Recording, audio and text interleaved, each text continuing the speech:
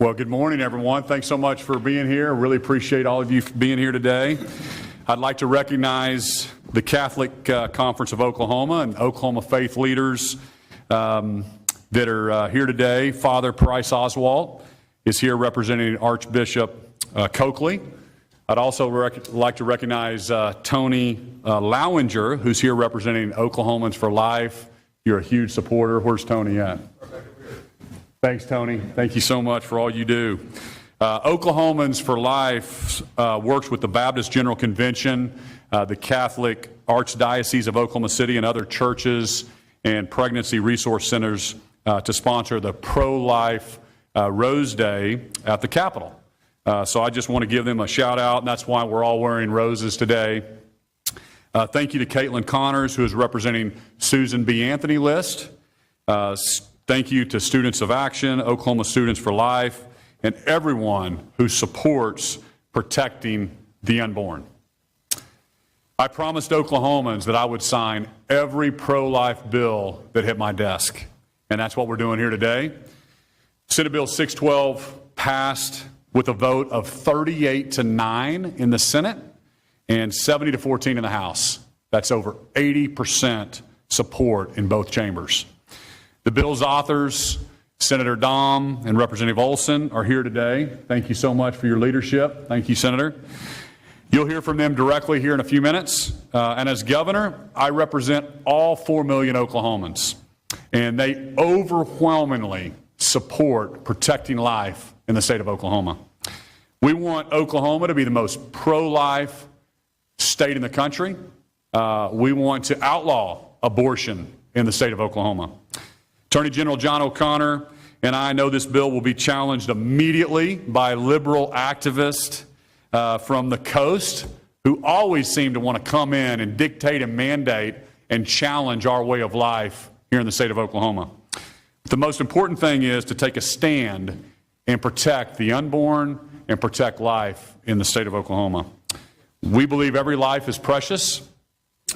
As a father of 6, those are my core beliefs, and I'm elected by all 4 million Oklahomans to represent them and to put our beliefs into law. Now I'd like to turn it over to Attorney General John O'Connor to give an update. So, Attorney General O'Connor. Thank you. Thank you, Governor. It's interesting, in the last week I have met 3 individuals who told me that their mothers were counseled to abort.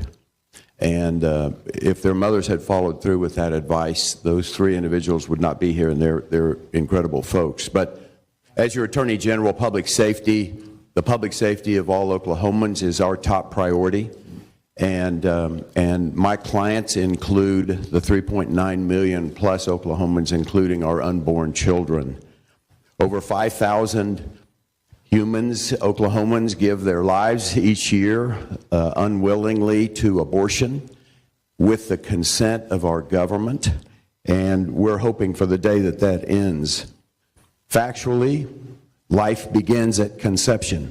Excuse me. We know that in the Roe versus Wade decision, there was no question that the life of the child in the womb was human. No question the child was alive. The question was, could we parse words and say, well, the Constitution just protects persons because it doesn't say humans? So we are cautiously optimistic that the United States Supreme Court is going to pare that back. We know that 60+ million Americans have been denied the right to life because of the Roe versus Wade and the Casey decisions. And it's about time that we end that tragedy in our nation's history. Yes. Amen.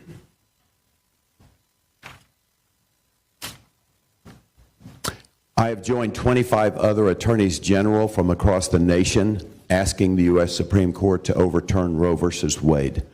And I look forward to defending this law, Senate Bill 612, and watching it come into law. And one of the greatest honors that I've had so far is the lawsuit called Planned Parenthood versus O'Connor, because it stands for the fact that this is a collision of 2 worldviews. And our view is that life begins at conception. Thank you, Governor. Thank you.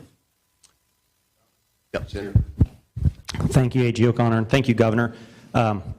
Greatly appreciate your leadership in signing every bill that has come across your desk. You have been the most pro-life governor in our state history, so I greatly appreciate that. Thank you, all the faith leaders that are here today. Thank you, Students for Life, for actually bringing this bill to me with this concept and leading the charge and helping with that. Of course, Representative Olson for taking it on the House side and getting it through, and for the support of all the other members that voted for it. This is a historic day in Oklahoma, and I'm so thankful to have been a part of it. But I thank you all because this is not just one individual that has done this. This is us coming together and standing for life. I always like to point out that the United States was founded on the concept that we are endowed by our Creator with certain rights, and the very first right that is listed is the right to life. We were created as a nation on the concept that God gives us life, but then after it talks about the rights that we're endowed by our Creator, it says that to secure these rights, governments are instituted.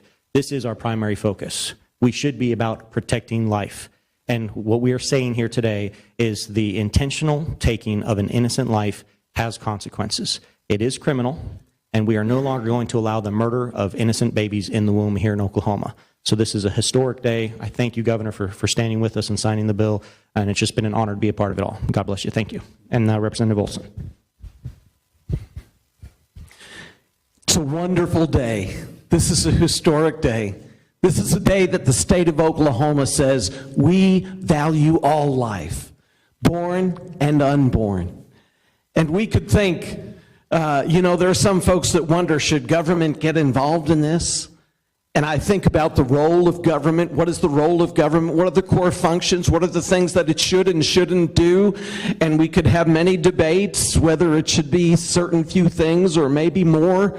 But I think everybody ought to agree that the most important function of government is to defend innocent life. And that's what we're doing here today. 4,000 to 5,000 Oklahomans lose their life every day to the vicious, murderous practice of abortion. And I agree with you all that are here today, that needs to stop. I have been honored to be part of this effort. I appreciate the governor and his leadership on this issue, leadership in the House, leadership in the Senate, the senators and representatives that have stood for this. Also, so many others that are not at the front of the scene, but just as critical. Students for Life, Oklahoma faith leaders, Oklahomans for Life. And the multitudes that have prayed and prayed over this issue for years for the lives of the unborn babies. And I'm just thrilled to be a part of it.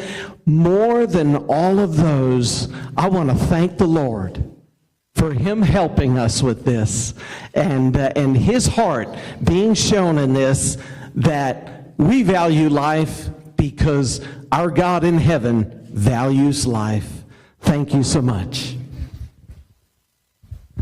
Hey, good morning. Thank you so much. My name is Caitlin Connors. I'm with the Susan B. Anthony List, and we are an organization of over 900,000 pro-life Americans nationwide, many of whom live here in the great state of Oklahoma.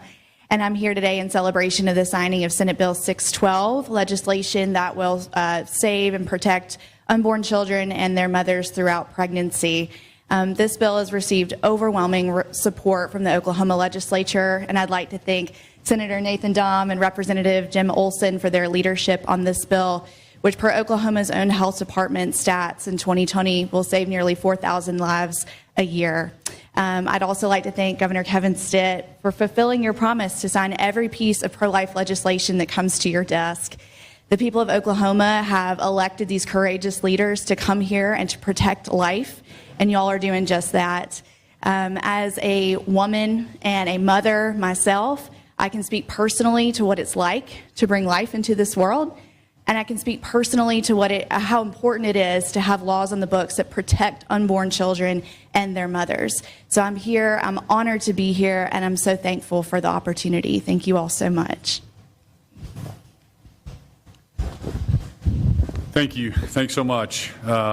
Let me go ahead and sign this bill, and then we can open it up to a few questions.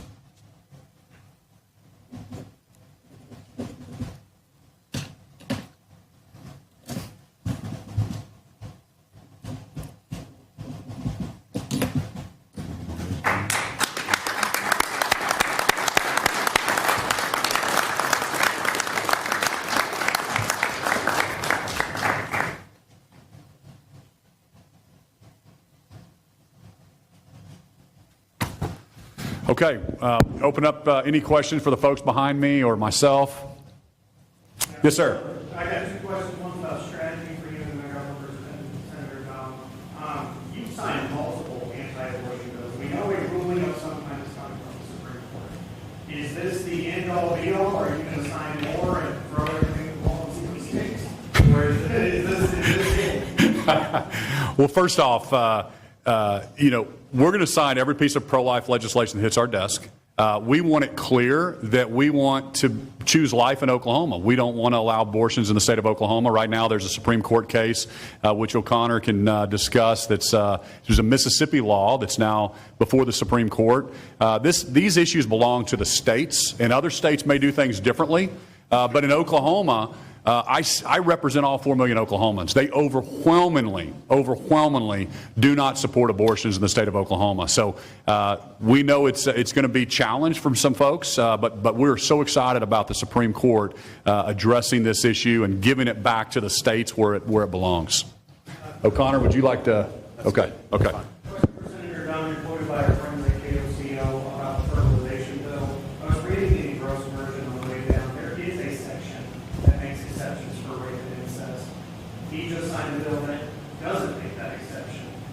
Are you going to send him a bill that gets without part of what he just signed? No, so this bill deals with the criminal aspect of it on the felony side. The other one deals with the civil aspect. So they will not cancel each other out. We are going to make every attempt to protect life, and so that's why we are working on both different versions. I believe that this is one of the strongest versions because it has that criminal aspect of it, but the civil aspect has not been overturned by the courts, so that actually has already essentially passed court muster, and so that's why we're working on that one as well. But they will not cancel each other out. Governor, you said a couple times you want to abolish abortion or not allow it. How do you balance that with protecting the life of the mother if she's on a pregnancy condition?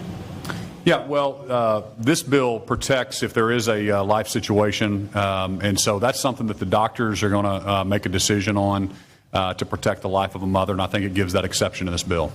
You want to allow it in very limited circumstances to protect the mother? That's correct. That's correct. Yes, ma'am.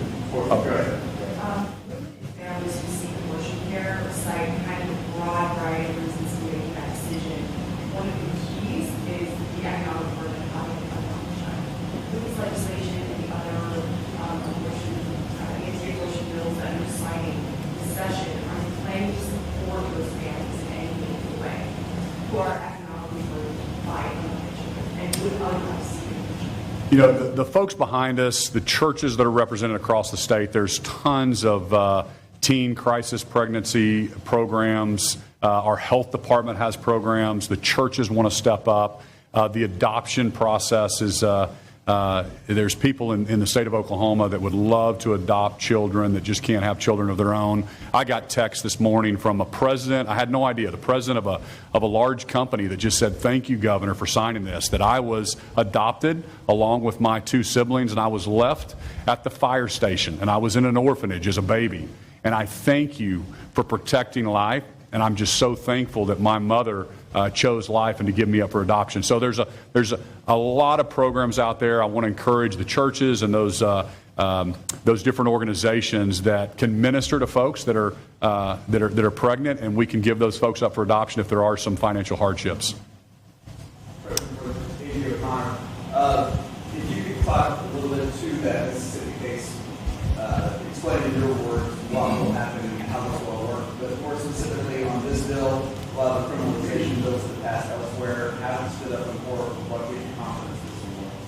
Well, I think this is going to be influenced by the U.S. Supreme Court and how they deal with the Dobbs decision, clearly.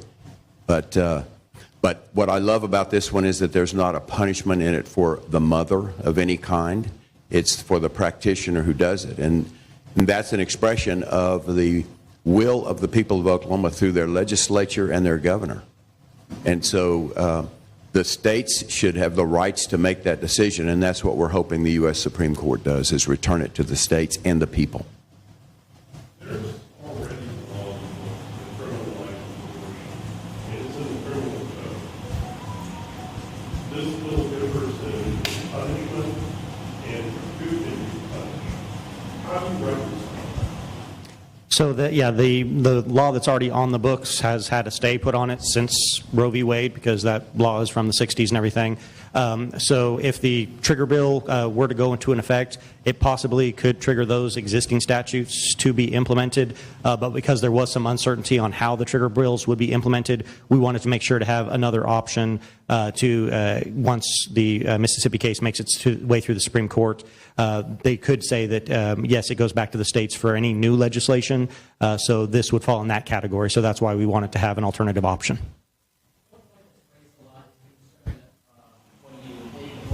Legal, that folks will still seek them out possibly in a much more unsafe manner. How do you respond to that? I think you have to focus on the big picture. We don't want, we want to make all, there's crimes that happen and there's things that happen, but we want to make all abortions illegal in the state of Oklahoma. We understand there's a court case. There's hundreds of states that are putting bills back before the Supreme Court. This needs to be a state issue. And this is just another step of Oklahoma people saying that we don't believe in abortion in the state of Oklahoma. So it's that simple to me. We're not going to go through a lot of what ifs and what if that. And again, other states may do things differently. Colorado just signed the most egregious abortion bill I've ever seen. Right before birth, you can abort a baby, and it's just unbelievable to us as Oklahomans here how that could get across the finish line in Colorado. That the Tulsa abortion clinics last week, 80% of the calls are Texas license plates, and they're replaced with new Texas plates. The clinic tells me themselves Texans are taking their license. Obviously, you have a gap when this bill comes into effect. You have this flood of Texans. Have you all explored any options as to what to do in the interim to try to deal with all of these Texans seeking abortion? You mean have Highway Patrol arrest the Texans that come across our border? No, just...